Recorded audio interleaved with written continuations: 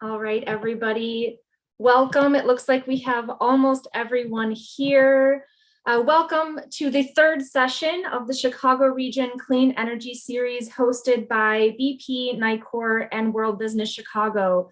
My name is Nicole McCarthy. I'm the Innovation Program Manager here at World Business Chicago. And whether this is your first time joining us for this series or you've attended all three sessions, we're thrilled to have you here this afternoon. A few quick notes before we begin. We've gathered an outstanding group of speakers for you here today.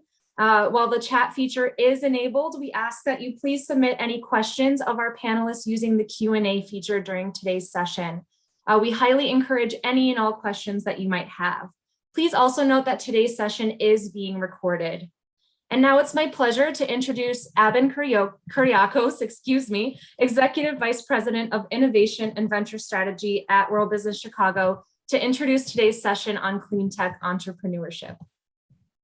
Nicole, thank you so much. And obviously, thank you for your hard work in leading the series. Hello, everyone, and thank you so much for being here today. My name is Ampy Power, Executive Vice President for Innovation and Venture Strategy at World Business Chicago. WBC being the City of Chicago's economic development organization chaired by the mayor, we're focused on three big priorities. How do we help founders, innovators, and companies move to Chicago to scale here? How do we help our existing corporate base and innovation ecosystem continue to grow so it leads to more economic and job opportunities for Chicagoans? And so we provide both technical assistance and programs when it comes to corporate attraction and relocation, corporate expansion, and job creation. Specifically, the team that myself and Nicole are part of is the Innovation and Venture Group, where we manage a very specific portfolio of programs focused on our local tech, innovation, and startup ecosystem. And you can see here our flagship programs, including the Chicago Venture Summit, Startup Chicago, Think Chicago, and Venture Engine. One of the most one of the great things at World Business Chicago that I think that we're super impactful about is working with our board members. And so we're extremely lucky to have board members, BP and Nicor, that have supported World Business Chicago over the years, and then who approached us on this incredible opportunity with the Chicago Clean Energy, the Chicago Region Clean Energy Series. This is an amazing way to showcase our corporate leaders who are leading the revolution in this particular space, to foster collaboration between our corporate leaders and our local innovation ecosystem, to include our venture funds, our incubators, our accelerator programs, our founders, and our startups, and to really show why Chicago leads in this space in clean tech entrepreneurship. So I'm really excited for the conversation today, and for all of you being here today to hear from our thought leaders who are kind of building new innovation, building their startups, founders who are incredibly innovative in this space, all of this happening right here in Chicago. So it's my pleasure to actually hand it off to our opening keynote, which will include both Erik from Clean Energy Series and Haven from mHub.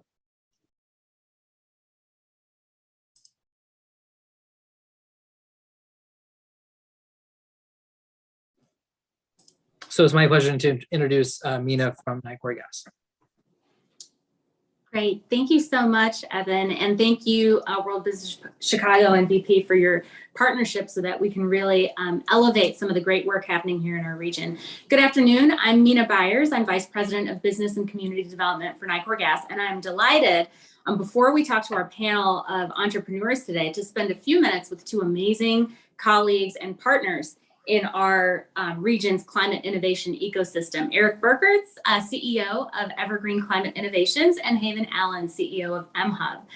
So Haven and Erik, good afternoon. Thank you so much for spending some time with us in this session today. Let's just start with some brief introductions. If you could share a bit about yourself and your organization, and let's start with you, Erik. Hey, Mina, thank you for being part of convening these important conversations. Also, thanks to BP and World Business Chicago. This is really just terrific for the ecosystem to be having these dialogues. So my name is Erik Bikerts. I am the CEO of Evergreen Climate Innovations. We rebranded in December, so many of you may have known us as Clean Energy Trust, which was the name we were founded back in 2010 when Michael Polsky and Nick Pritzker had the idea to create the organization.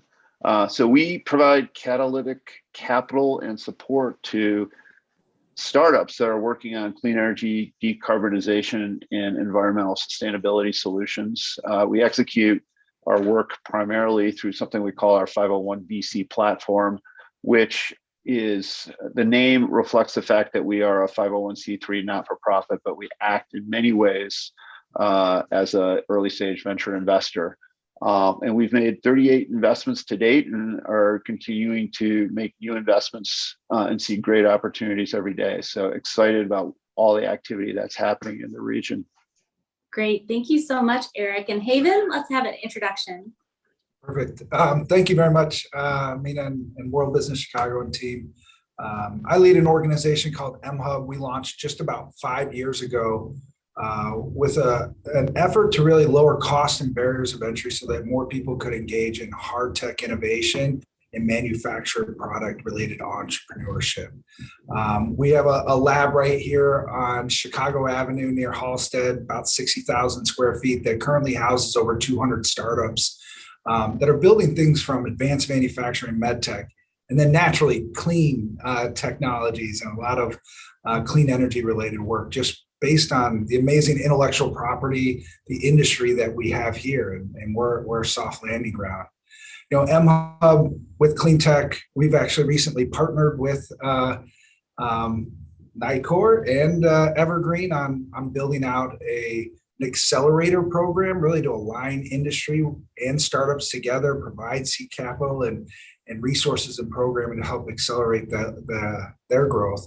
And then at the same time, we're partnered with groups around the state as a part of something called the CleanTech Economy Coalition, where we've become now a national finalist with an opportunity to bring about $99 million home from the U.S. Department of Commerce to really accelerate our clean tech economy here, and do so, you know, from an innovation commercialization standpoint, workforce development, as well as building the manufacturing supply chain so that we can make sure that as we're creating all this great intellectual property and all these great companies, that we're capturing the jobs and revenue growth for every community. Fantastic. Thank you so much, Haven. And, you know, you just mentioned mHub's first ever climate and energy accelerator, and Nicor Gas is so excited to be partnered with you along with Invenergy on this important initiative. And, you know, for us, it was a very important initiative to partner on, both from a clean tech perspective, as well as supporting the growth of our very diversified regional economy. So could each of you share a little bit more about the accelerator? Tell us about, you know, your organization's leadership in the program, and, you know, why this was so important for your organizations to lead in and be a part of for our region. So Haven, maybe we can start with you. Well, first I have to say thank you for your leadership on this. You jumped right in on this opportunity. And, you know, for us, we're, as I said, we're 5 years old, and we are seeing all these amazing companies come and try to build these companies, but there was sort of a failure to launch moment for many of them because they lacked access to capital. They weren't engaged with industry around solving a real industry need. And we spent, you know, about 2 years ago, looking at what a 501c3 nonprofit's role could be in seeding venture and bringing industry and these startups together, and ultimately built a venture fund that right now has raised over $14 million. We're doing our final close at the end of the month, but we deploy that capital in these sector-based specific programs that, you know, working with Nicor, working with Invenergy, define what are the market opportunities, where there's needs, go out nationally, pull these teams together, and then run them through an intense program where we're both building their product, helping establish manufacturing supply chain. They're doing the engineering for manufacturing, but then build that business and leadership capacity so that they actually can build a sustainable, scalable, and venturable backed business. And it's been great. I mean, Erik and Evergreen and mHub have had a long-term relationship that continues to grow over the last 5 years, and couldn't have a better partner as we get into this vertical as well and continue to expand in there. Fantastic. Erik, can you tell us a little bit about Evergreen's leadership and involvement in the accelerator?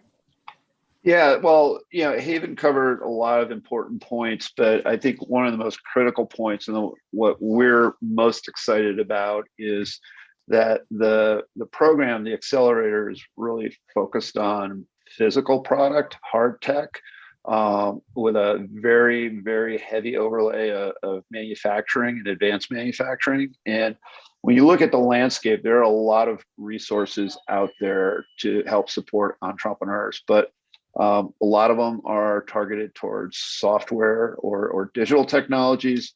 A lot of them focus primarily, on very, important processes, but things like, business model canvas, identifying target markets, doing a little product market fit analyses. But a real gap in the marketplace was sort of the knowledge and the support that somebody who's working on a product that is actual physical in nature, to really understand, okay, how can we design this? How can we design it for manufacturability? How can we design it in a way that the costs are efficient and so forth? And that's really like a unique attribute to the program that you don't see anywhere in the region or in the country. And that's what we're really excited about.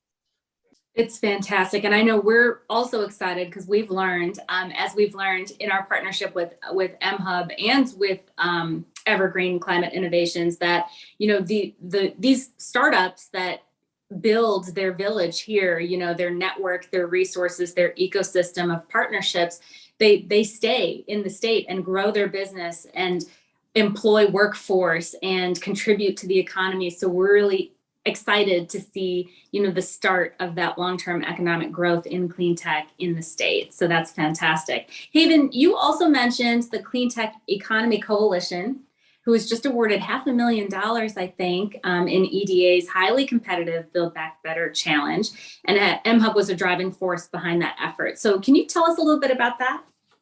Well, it's still evolving, but we were one of 529 applications from around the country, one of 10 from Illinois, and now we're selected as one of the 60 finalists. And finalists have an opportunity to identify an industry cluster, define partnerships in a way of investing anywhere between $25 and $100 million. The partnership that we helped develop was all around the clean tech economy. And we put out an RFP in September, roughly looking at things around carbon capture, advanced battery storage, hydrogen technology, climate prediction, of course, electrical vehicles, and ultimately built a coalition of 19 partners together. And, it's everybody from Argonne National Lab, University of Chicago, Northwestern, Southern Illinois, Edwardsville, and Carbondale, to a lot of community-based organizations as well. Emerald South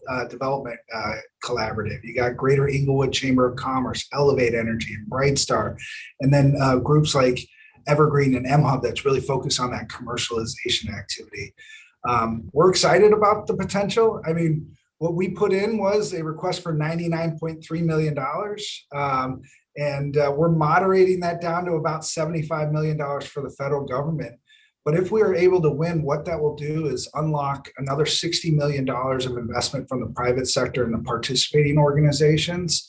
And then, I just got back from Springfield, where we were working with the General Assembly to work on how the state can show up and match it with the investments they've made around the Clean Energy Jobs Act and the REV Act as well. So there's like this perfect policy alignment, this opportunity where industry and private sector and public sector are coming together, and a huge opportunity just to accelerate the economy and all the investments and work that we've been doing. And we think this is just the start. I mean, you see the infrastructure bill just came out. There's a lot of opportunity to bring more dollars to the state and continue to accelerate. And then the other piece that we're looking at is a bill that's in reconciliation right now called the U.S.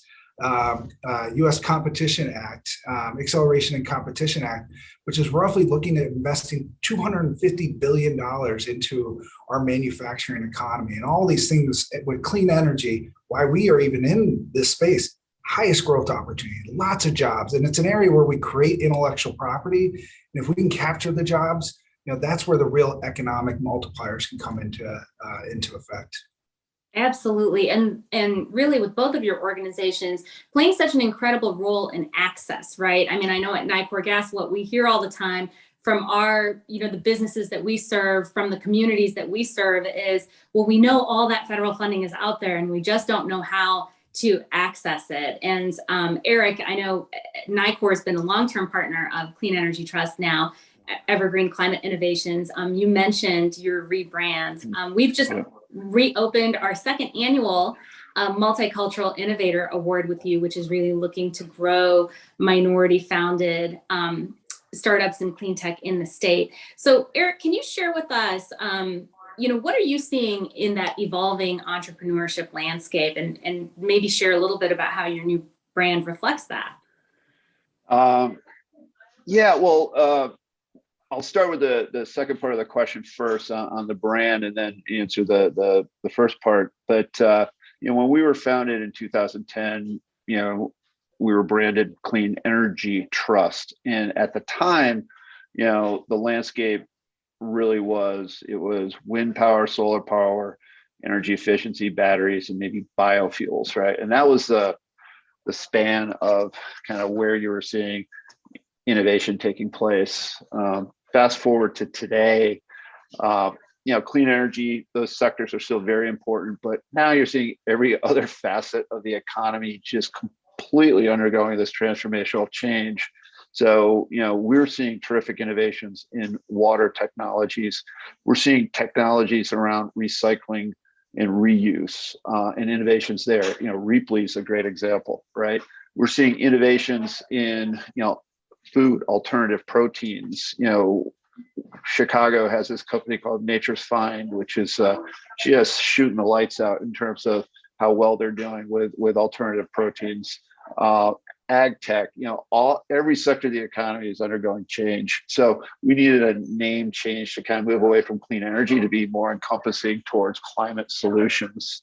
But what we're seeing now, most pronounced, it is really profound. We are seeing so many smart, super smart people kind of repositioning their career trajectories and professional lives to focus on sort of climate, right? And as part of that, we're seeing a lot of really interesting entrepreneurs coming from different backgrounds, in different life experiences, doing the same. And we want to be there, particularly for those entrepreneurs who have been traditionally underinvested, undersupported, underrecognized. We want to be there as a resource to them. And the program that we're working with you on, is terrific, because we are just seeing really, really exciting people kind of raise their hands and say, hey, we want to be recognized for the great work that we're doing. And we're happy to be there to do that through, both a grant to them and a lot of support to help them advance their companies to the next level. So that is fantastic. And that's the perfect segue into the next panel, which are some really, really smart and passionate people doing some amazing work in this ecosystem. So Erik and Haven, I want to thank you so much for your leadership, your partnership, the role you are playing to accelerate this inclusive clean energy economy in our region. And to continue this conversation, we are in for a real treat, a discussion with some of our region's own entrepreneurs in this clean energy ecosystem. And facilitating this great conversation is Dr. Gary Cooper, CEO and co-founder of Reaply, a Chicago-based tech company that enables companies and organizations to better visualize, quantify, and utilize physical resources that are as a part of a circular economy. Gary's leadership is incredibly impactful and influential in our region. He serves on the boards of P33 Chicago in 1871. He was a founding partner of Long Jump Ventures. And Gary is a powerhouse with an impressive list of accolades that include recognition on the Forbes Next 1000, Chicago Magazine's The New Power 30, and Crane's 40 Under 40 lists. So with that, I'm thrilled to introduce and welcome Dr. Gary Cooper. Thank you, Mina. It's so good to see you virtually, and thank you for your friendship and partnership between Nicor and Reaply. I'm so excited to introduce some of my old and new friends to talk about the clean economy that we're building right here in Chicago. So I'm inviting Vic from Amplify Power, my friend Joanne from Microcycle, and I know that everyone's coming up to the stage, and then Jimmy from LanzaJet. And I'm just so excited to talk with them. I'm kind of a fanboy of their companies and what they're doing. And so I'm glad that we all get to hear about both what they're building here in Chicago and Illinois, but also their perspective on how we all move forward much faster. So with that, I want to start with just some intros, just some level setting so the people know the brilliance that we're talking with. So maybe we'll start with Vic, and then Joanne, and then Jimmy. Just if you could tell us a little bit about yourself, your company, and how your work contributes to a cleaner economy right here in Illinois. Fantastic. Well, it's terrific to be here, and it sucks that we're not in person, but we'll get by, and hopefully next time we'll be in person. My name is Vic Xiao, founder and CEO of Ampy Power. We provide electrification infrastructure to fleets, so not to consumers, but to businesses. So fleets covers, from our perspective, school buses, transit buses, coaches, light duty vehicles and fleets, corporate shuttles, and we even do work at ports as well. So a lot of mission critical, vehicle use is what we handle the charging for. And the way that we help the industry reduce carbon is just simply making the transition to electric easier. So we sort of eliminate a lot of the challenges for installation and for ongoing use of charging from away from fossil fuel. So I'll stop there and pass it off over to you. This is so cool. I'm sorry I'm reacting in real time. I really love the business. Joanne, please introduce yourself and tell us what you're building. Sure. I'm Joanne Rodriguez. I'm the founder and CEO of Microcycle. Right out of the gate, people know what I say. We've trained mushrooms to eat trash. We're tackling the $1 trillion market opportunity that is waste management. The US-based landfills are at 85% capacity, and the entire industry is responsible for roughly 16% of all man-made methane gas released into the environment. So by using a nature-based solution, we already know it works in nature, we're just harnessing that power. We are cutting carbon in the industry by diverting waste and creating value to drive circular reuse long-term, all using our friend, the mushroom. Awesome. Jimmy, and let's round us out on what you're building and just give a quick introduction to yourself. Yeah, sounds good. Hi, everyone. I'm Jimmy Samartzis. I'm the founding CEO of LanzaJet. We are a company that has what we call process technology. Think of it as a refinery that takes clean ethanol, low carbon intensity ethanol, and chemically and thermocatalytically converts it into sustainable aviation fuel and renewable diesel. Our fuels are drop-in fuels, so there's no change required to infrastructure, to airplanes, to airplane engines. They are drop-in fuels, which makes it a near-term and longer-term solution to decarbonize things like aviation.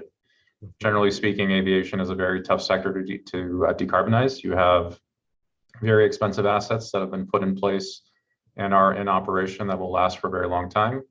You can buy new airplanes. You can think about things like hydrogen-powered aircraft and electric-powered aircraft, but those things are a couple decades away at the earliest for long-haul flying. So our solution, we're able to produce sustainable aviation fuel as a drop-in fuel, and we're able to have an impact almost immediately with a 70+% reduction in greenhouse gas emissions, depending on the ethanol that we use.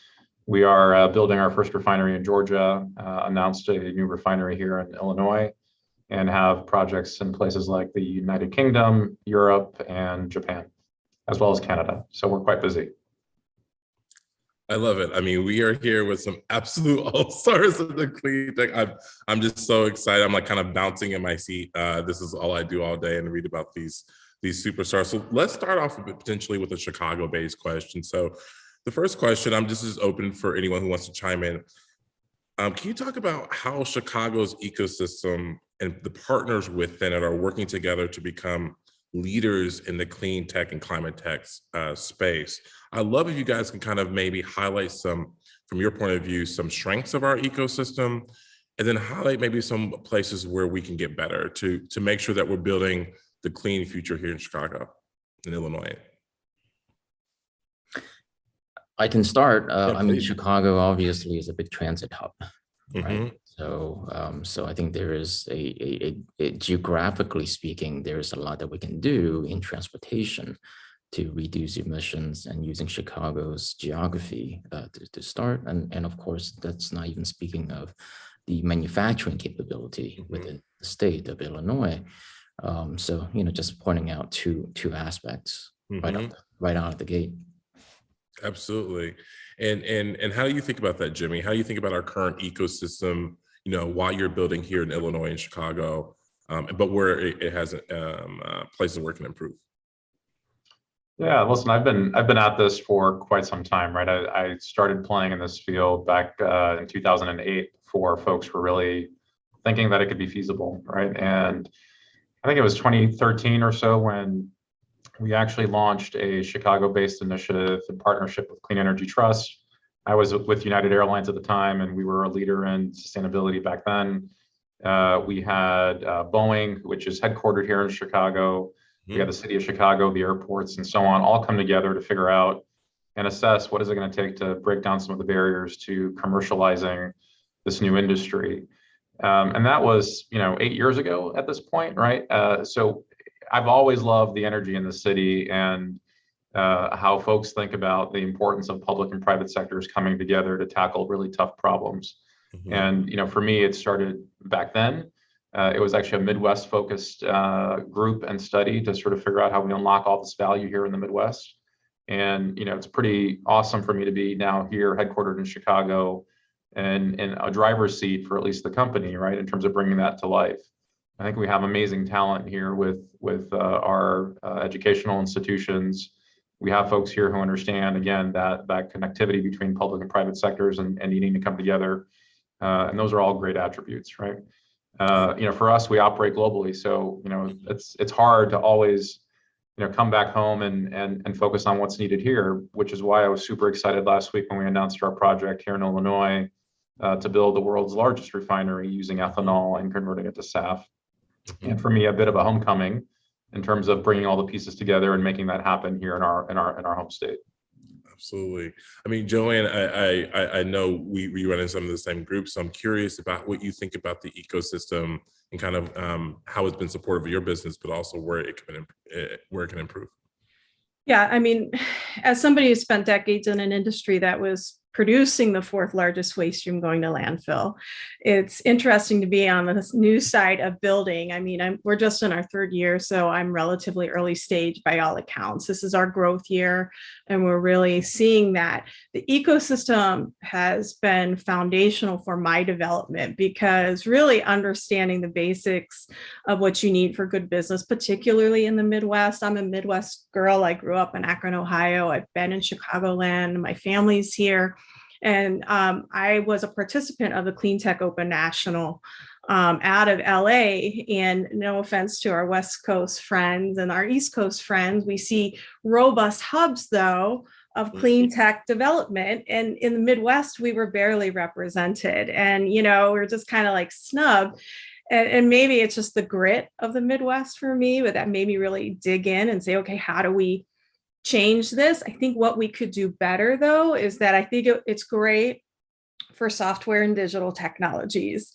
I'm always excited to hear Haven talk about mHub and Erik talk about Evergreen, but we really have to knuckle down and start focusing on de-risking solutions, taking on some investment risk. Like, don't talk to me about how you want to be an early stage investor, but you want us to get past that risk stage, because then I don't need you, right? So let's be candid about these conversations and say, we need hardware, we need mobilization, we need industry disruption that will be transformative, that will have true impact. And that's what I think we can do better here in the Midwest. As Mina said, if we build here, we stay here. There are all the reasons in the world to be here that have already been pointed out by both Vic and Jimmy. And I agree. I mean, I'm not going anywhere, but I do need more support from the home base to be here. I think that's so important. And I think one of the things that I loved about what you said is just like the urgency of now. I mean, both from a entrepreneur perspective and kind of really capturing the economy here in Illinois or in Chicago, but just in general, the planet. I think it's important that investment vehicles and firms really find a way to amplify and to drive more innovation in the space. Maybe taking that point to the kind of policy realm. I'm curious if any of you can describe or discuss some of the local, state, or even federal regulatory policy frameworks that you think are necessary to drive more innovation and entrepreneurship in this sector. Maybe Jimmy, we'll start with you. What are some of the policies that either have helped you or that you would see being helpful from a state or local perspective to drive a business like your own? I appreciate that question, and from my point of view, and I think those of us in this industry would say that we're very much a regulatory and policy-driven industry at this point, right? Where there is favorable policy is where you're seeing refineries and where you're seeing consumption of sustainable fuels take place.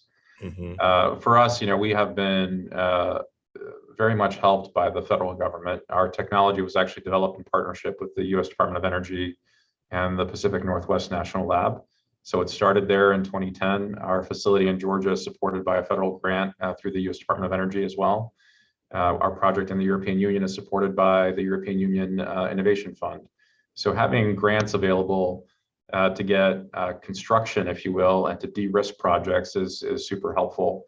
When we think about the fuels that we produce, I love my colleagues in the airline industry who would love to have it at fossil jet fuel pricing, but that's not the reality, right? These are new technologies, new fuels, and above and beyond that, they actually have better attributes, right? So there's value to those favorable attributes that fossil jet fuel doesn't have. And what I mean by that is the significant reduction in carbon, right, associated with the fuel. So there is a premium to the fuel, but there's also a premium value associated with the fuel, right? That being said, having governments generally support the development of a brand new industry, we've seen time and time again how critical that is, right? And in our space, we have a stack of incentives, if you want to think of it that way, right? There's incentives at the federal level, there's incentives at the state level, and there's also incentives for us at the international level with the United Nations mandating that airlines fly on sustainable fuels.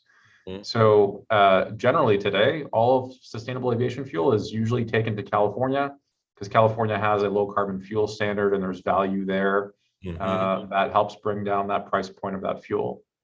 As we think about different markets and as I think about our project here in Illinois, it would be heartbreaking in some ways, right? To sort of produce a product here in Illinois using ethanol that's produced here in Illinois, having great airports at Chicago, O'Hare, and Midway that we can access, but having to take the fuel to California so we can capture the California incentive and have that value, if you will, escape to a different market. So I think thinking about how Illinois steps up and encourages the production and use of things like sustainable fuels in our industry is going to be important. And there have been fits and starts historically with the low carbon fuel standard here in the state. I think for us, we see that as the time is now to sort of step it up and figure out how to keep what is an amazing new industry developing here locally in the state and being used here in the city. I love that answer, and actually we have a question from the audience that I think is kind of on topic, so I'll go ahead and maybe I'll pose this one to Vic. So this question comes from David. What types of public and private partnerships around clean energy and clean tech have the best opportunity to elevate and amplify Chicago's position as a clean energy and climate tech hub? Thank you for the question, David.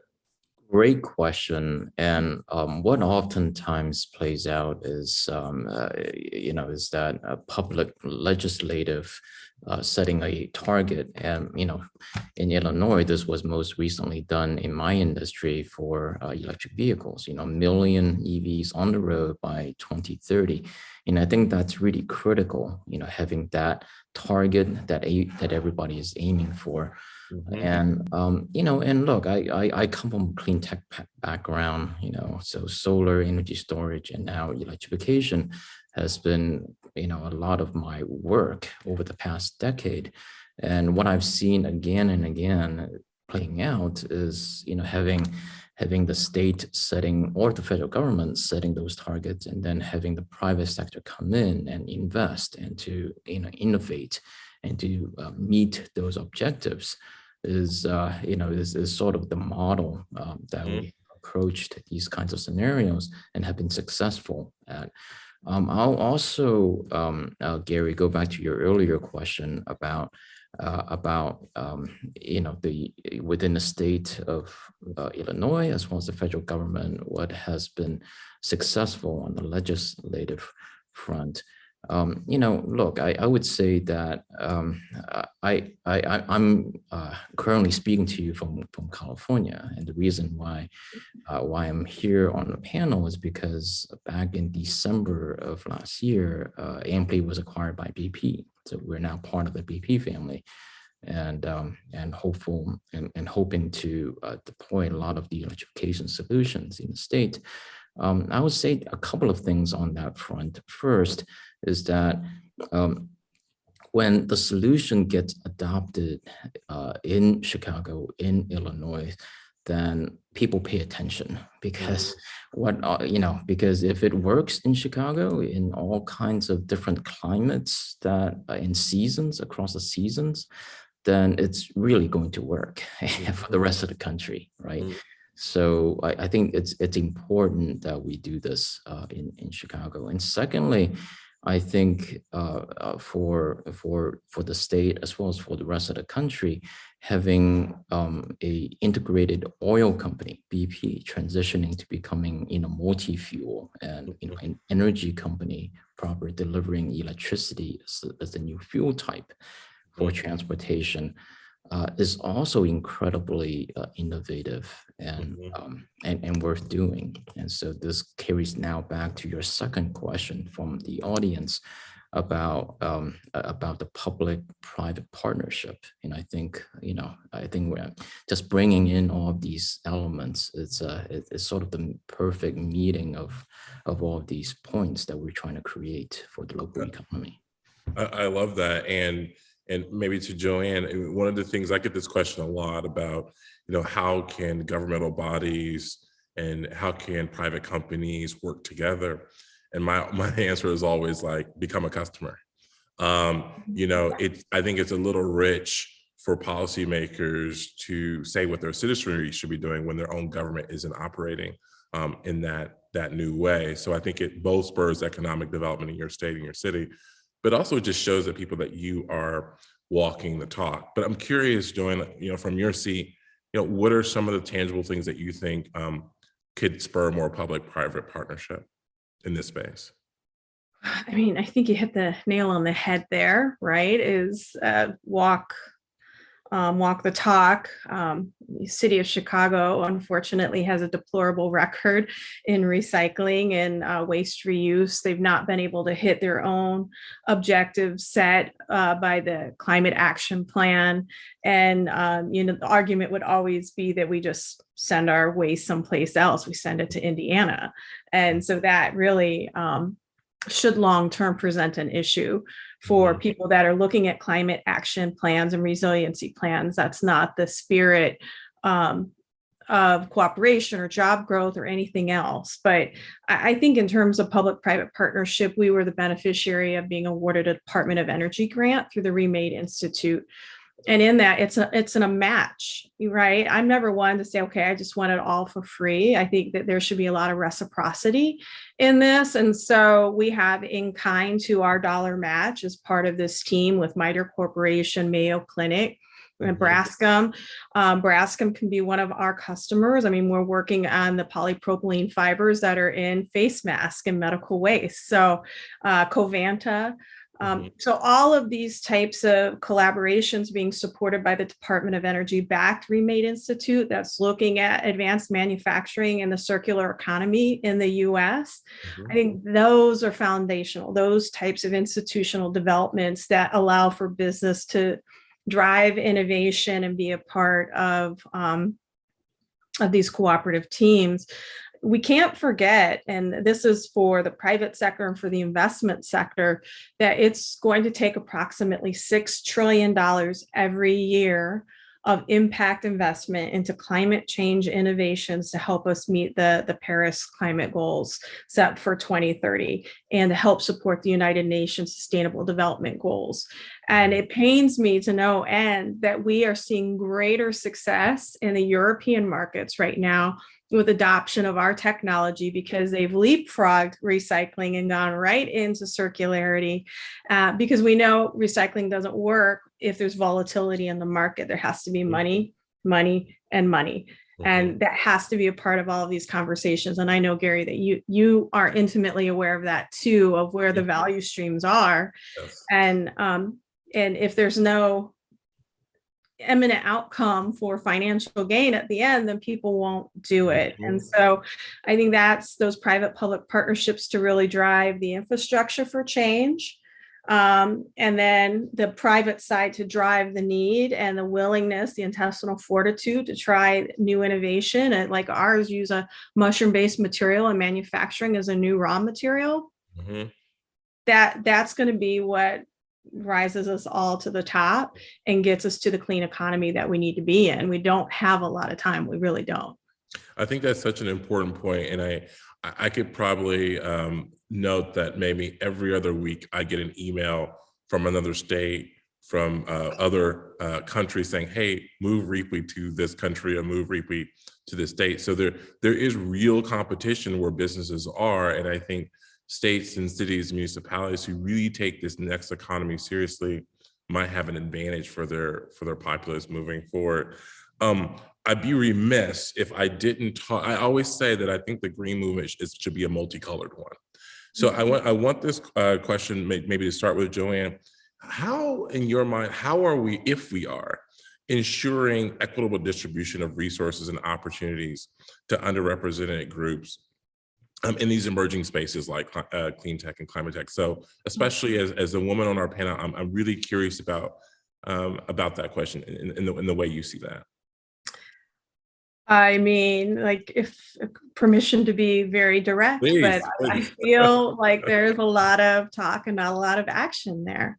I think that we make it very difficult and set an unreal standard on new innovators of color and underrepresented, or folks are entering into the space to be like shovel ready in all of the investment dialogue and all the due diligence and understanding what pieces go where. I think that part is changing, but I think the investors themselves have to start removing some of those hurdles. And when I look at the Illinois Venture Capital Fund going into investors, funds managers here in Illinois, I love that idea. But, and I know that there's some diversity goals in there and how that money gets allocated, but I don't think it's getting there fast enough. And I don't think it's getting into clean tech fast enough. I think that it's kind of sitting there because it's left to the fund managers to allocate it. But I love Chingona and Samara. I love a long jump. I see this, I'm encouraged that this will be changing, but will it change fast enough for somebody like me or like others that are coming up through the ranks and they're kind of at that valley of death in their clean tech to get to the real scale? That just takes not only us looking differently, but investors and funds, people talking about it to really change those hurdles and listen to candid feedback on what the problems are. I love that. And I think that's a challenge that we all must continue to think about. And I love the work that Evergreen Climate and Erik are doing exactly in that space. So thank you for that candid answer, Joanne. So I'm going to try to fit in 2 more questions if I possibly can. So maybe bringing it up a level and thinking about the climate fight globally. And I'll start with Vic. Given that the IPCC code red situation we find ourselves in, it's easy to be doomed and to be pessimistic about our future. How are each of you, and I'll start with you, Vic, bringing about opportunity in a positive, in a kind of positivity and kind of more cheery, more hopeful, more optimistic manner, if you are? Sure. You know what gives me optimism is a lot of the people that apply for jobs at Amply, and we get a lot of mission-driven, super smart, brilliant, millennials, fresh out of college types that could probably get a job at Google or Facebook, Meta now, I guess, quite easily, but have chosen to work in the climate in the clean tech field. So that gives me a great deal of optimism. I mean, look, ultimately, it just takes, our industry just requires a lot more skilled, whether it's labor or it's software programmers, and high tech workers to really apply their knowledge and domain into this field. I think that's what's going to make the difference ultimately. I love that. Jimmy, curious about your answer. Yeah, I guess what I would say is, this isn't for the faint of heart, right? And frankly, for me personally, right, I could have given up many, many years ago if I wasn't sort of wired to be optimistic and feel passionately about what it is that we need to do. It's not about, for me, it's really about the impact that is absolutely required at this point. We are out of time. In fact, one of our taglines that we use is "Someday is now," because firmly believe that it's not about doing something someday, right? It's about doing something that we can do today.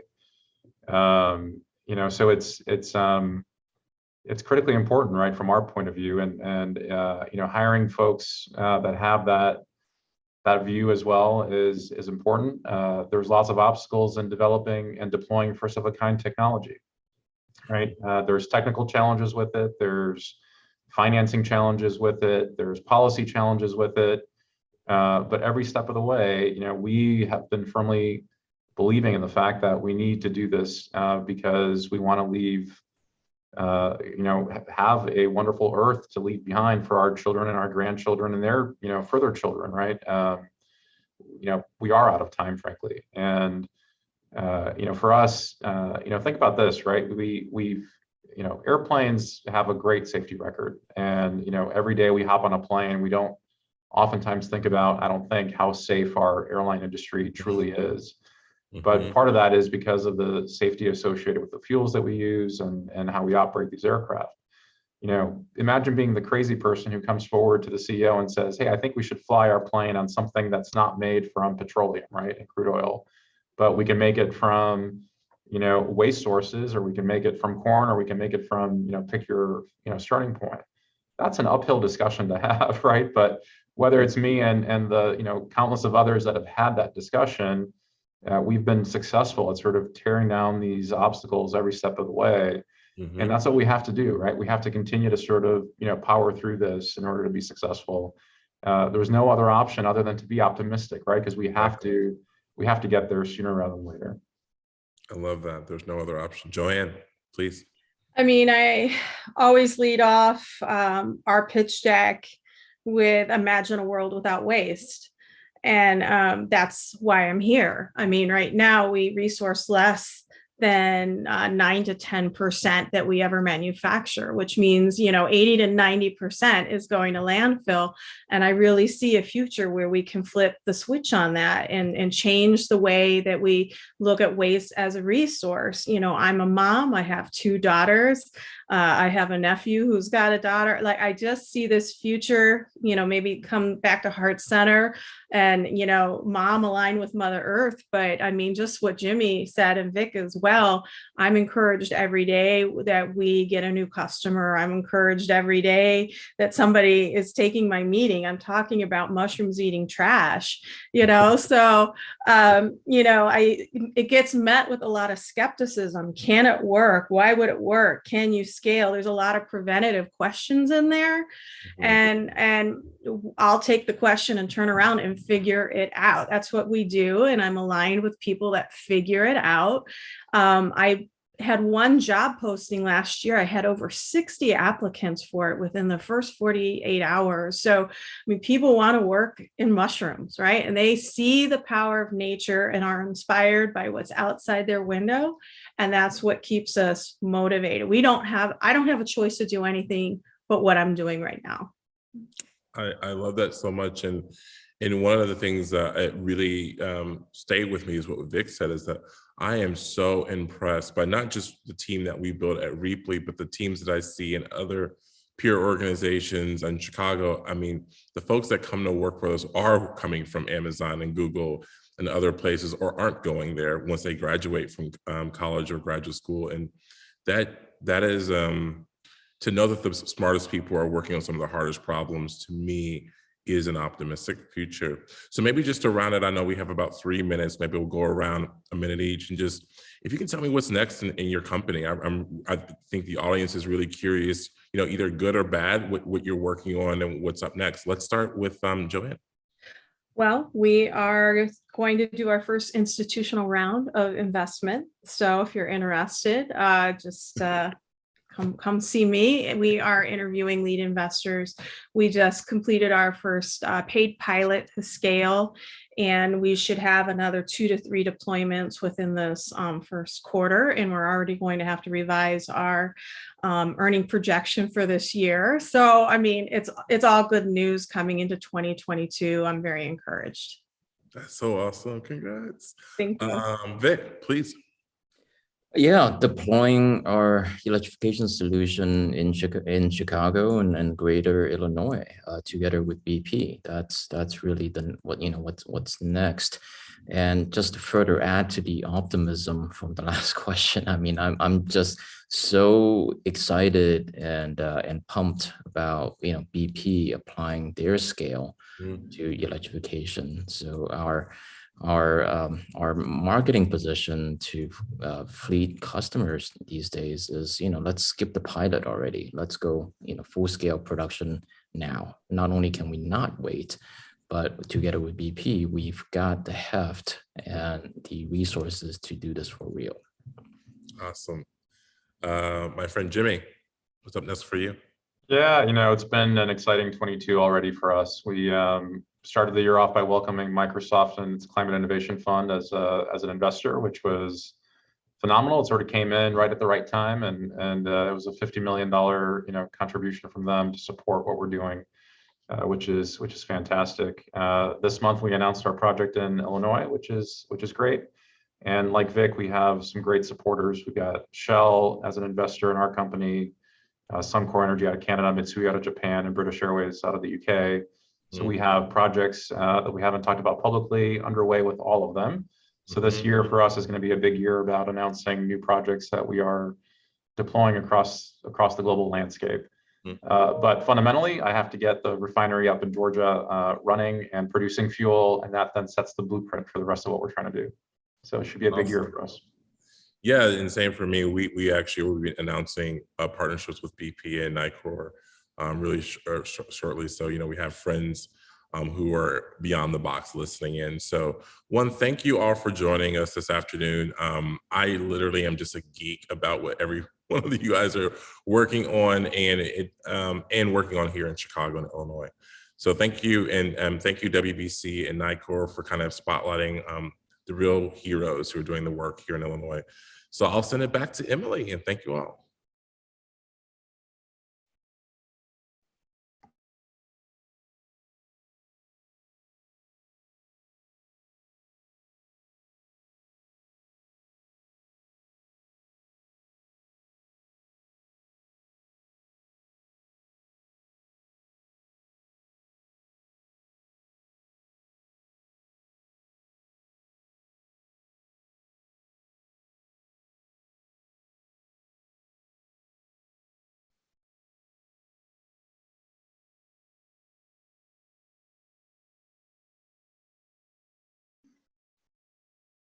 Nicole, can you hear me?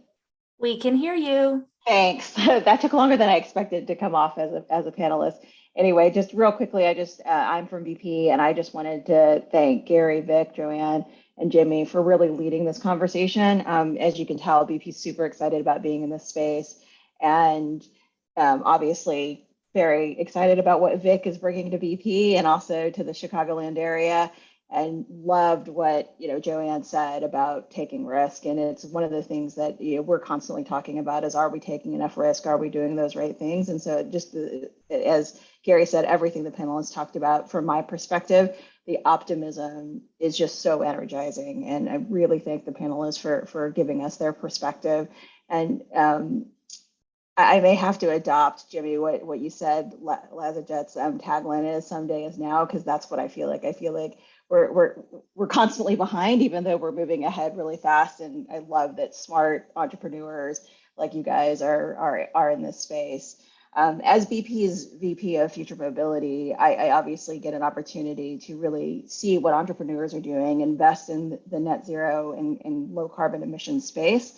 And I really reflect on, as a company, we've said our purpose is to reimagine energy for the people and our planet. And what I love about that tagline for us is that it's not just about BP and our net zero ambitions, but it's really about our commitment to helping the world. And you can hear everyone on the panel having that same commitment, that same drive that says, we want to do it. We want to, it's more about more than just me. And the tenacity and the passion is what's going to solve it, because none of us can do it alone. A company, no matter how big, a BP, a Shell, we can't do it alone without partnering with really smart people, with the entrepreneurs of the world, whether we invest or we partner. That's how we're going to solve these big problems that are before us. In addition to what I do, just kind of give you a little bit about BP and the reason why we partner with WBG. Our venturing group does a lot of investments in the new energy space. So Joanne, happy to have a chat as part of your new launch. From biofuels to geothermal energy, we play across the spectrum, not necessarily in my space, but it's super exciting to see everything that's out there.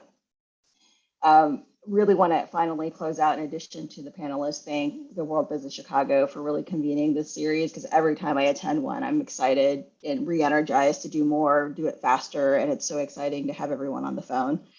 Thanks for attending, thanks for your time, and thanks especially to the panelists.